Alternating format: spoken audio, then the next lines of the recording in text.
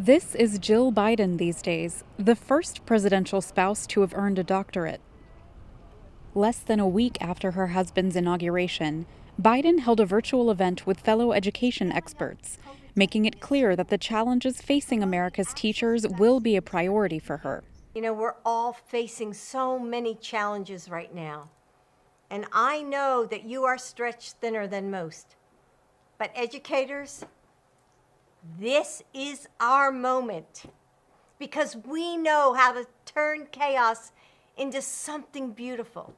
We do it every day in our classrooms. Biden's long history in education is expected to anchor her work as First Lady. I would expect her to be very active in suggesting specific reforms to the education system.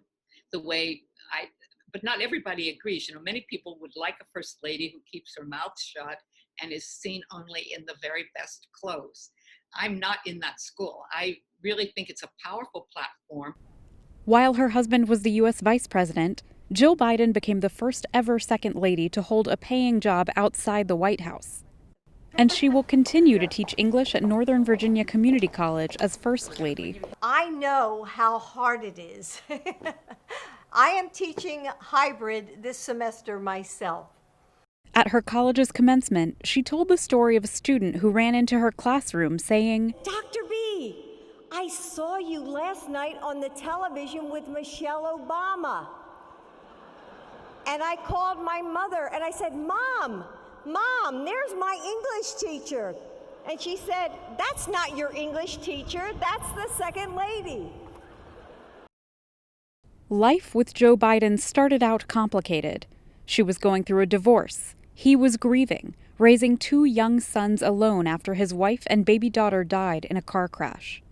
Jill and Joe married after Joe asked 5 times. And the 5th time, I finally said to her, I said, Jill, my Irish pride has gotten hold of me. It's the last time I'm going to ask you. I said, you don't have to tell me when you'll marry me, just if you'll marry me. She said, yes. And 4 years later, Jill gave birth to a daughter.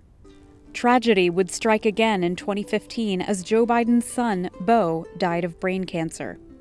This is personal for me and for my husband, Joe. So, Jill Biden added cancer initiatives to her list of causes. So should we read? Sure.